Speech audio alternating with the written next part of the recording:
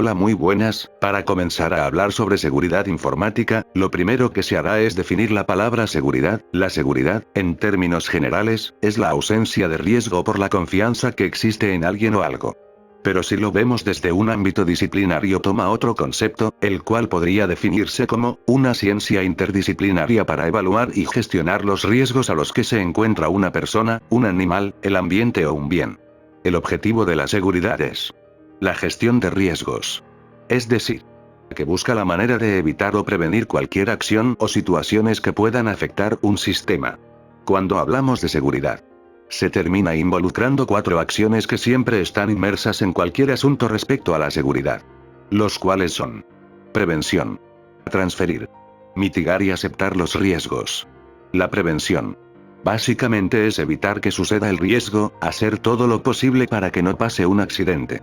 Transferir el riesgo es cuando la persona o el grupo encargado de arreglar los problemas son incapaces de solucionar los errores, entonces lo que se hace es asignar ese problema a alguien más para su solución. Mitigar el riesgo es reducir lo más que se pueda que ocurra un problema con respecto en la seguridad. Y aceptar el riesgo es cuando se reconoce o se acepta que algo malo puede ocurrir, sus consecuencias y su probabilidad. Ahora sí pasaremos a la seguridad informática. La seguridad informática es una disciplina que se encarga de proteger la integridad y la privacidad de la información almacenada en un sistema informático. Según Aguilera, se puede definir a la seguridad informática como la disciplina encargada de plantear y diseñar las normas, procedimientos, métodos y técnicas con el fin de obtener que un sistema de información sea seguro, confiable y sobre todo que tenga disponibilidad. Lo que debe contemplar la seguridad se puede clasificar en 3 partes como son los siguientes: los usuarios, la información, y la infraestructura. Los usuarios son el punto más débil respecto a la seguridad, debido a que ellos pueden cometer un error o tener un accidente que afecte a la producción de su trabajo y a los que dependan de ello, por ejemplo que una persona borre algo que no debía, olvide información valiosa como contraseñas, etc. La información es oro en la seguridad informática, es lo que se debe de proteger y lo que se tiene que mantener a salvo, ya que es el principal activo. La infraestructura es uno de los medios que se deben tener controlados, debido a que como todo, sea propenso a recibir ataques de personas con propósitos maliciosos, por lo que se debe de autenticar, dar permisos, y controlar bien quién accede a la información.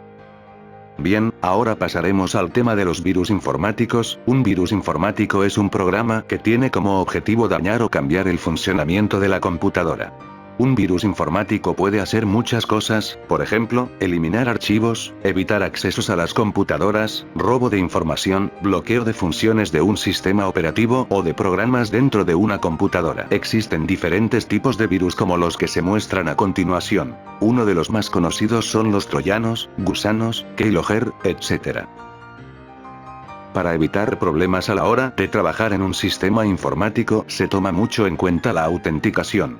La autentificación se puede definir como un proceso en el que se busca confirmar algo como verdadero, no se busca verificar un usuario, ya que la autenticación no siempre está relacionada con estos. En muchos casos se quiere saber si un cambio o un dato es correcto. No se debe cometer el error en pensar que solamente las personas necesitan este proceso, este puede ser para cualquiera, un sistema, un dispositivo o una persona. En muchas ocasiones, para proteger los datos o información, se emplea un método de encriptación, el cual consiste en ocultar o esconder un mensaje. Por ejemplo, si nosotros mandamos un mensaje a través de Facebook a un amigo, automáticamente el mensaje se encripta de tal manera que solo la persona que lo envía y el amigo puedan leerlo. Esto es posible gracias a una llave de desencriptación que solo tiene la persona que recibirá el mensaje y el remitente. Entonces, si alguien intentara leer ese mensaje y no tiene la llave, solo vería letras y caracteres sin sentido. Algunos de los tipos de encriptación son: encriptación simétrica, encriptación asimétrica, firma digital, encriptación GWPA. A continuación explicaré un poco en qué consiste cada una. Simétrica. Este tipo de criptografía está basado en métodos criptográficos que usan una misma clave para cifrar y descifrar el mensaje. Estos extremos, cuando establecen la comunicación, deben establecer un acuerdo sobre la clave que tienen que usar, para posteriormente los dos tener acceso a la misma clave, en donde el remitente remitente cifra el contenido de la misma y el destinatario la descifra con el mismo mecanismo. Asimétrica. Indica que este tipo de encriptación se basa en que si el emisor cifra la información el receptor lo puede descifrar o viceversa. En este caso cada usuario del sistema debe poseer una pareja de claves y se tiene dos tipos. Firma digital. La firma digital es algo habitual en el uso de documentos oficiales, es decir, documentos que involucran a una institución gubernamental.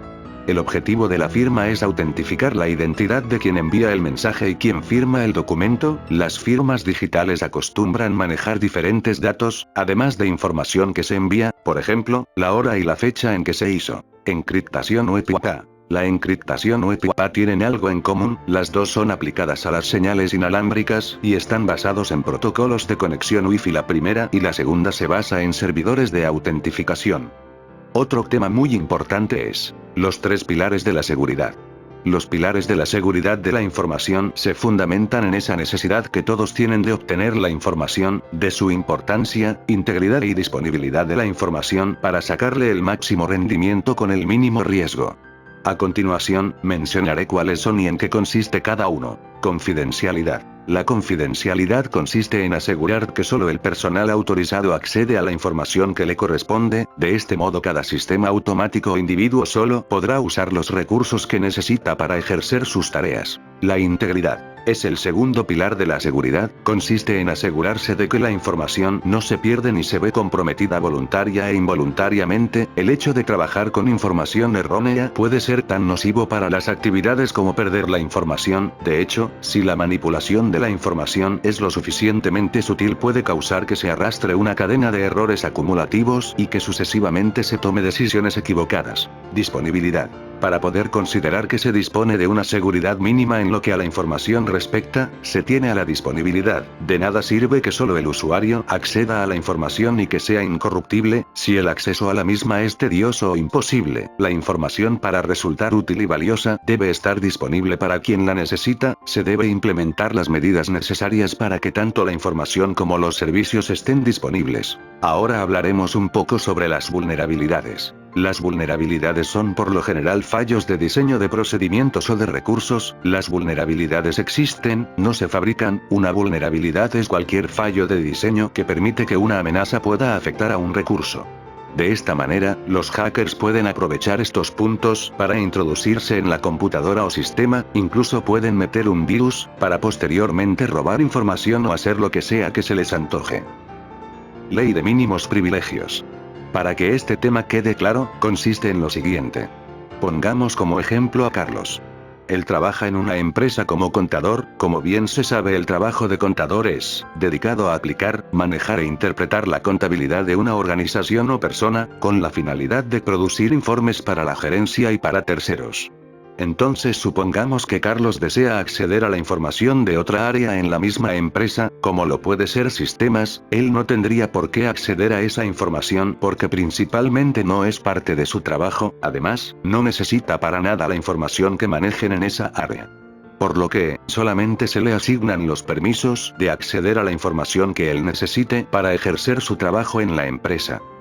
Ingeniería social.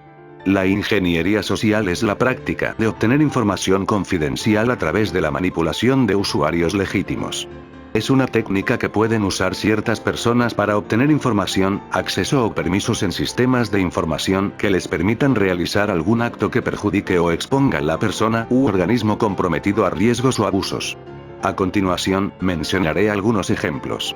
Por correo electrónico, mediante ataques de tipo phishing. Por teléfono, a través de una técnica conocida como vishing, que consiste en realizar llamadas telefónicas suplantando la identidad de una persona o compañía para conseguir información confidencial de las víctimas. A través de las redes sociales, canal por el que los cibercriminales consiguen a menudo extorsionar a los internautas, etc.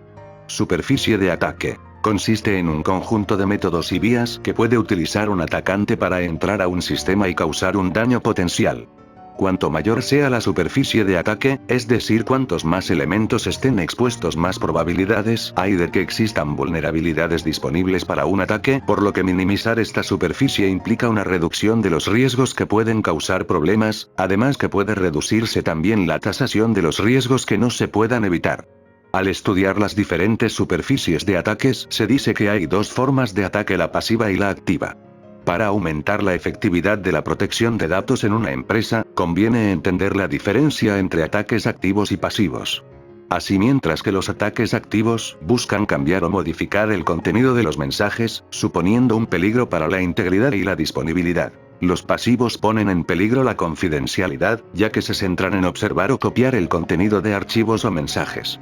Para terminar, quisiera mencionar, una forma de proteger la información es a través de la identificación, valoración, priorización y corrección de las debilidades identificadas en los activos. Por lo que es importante conocer y valorar la importancia de las vulnerabilidades en sistemas informáticos. Gracias por su atención.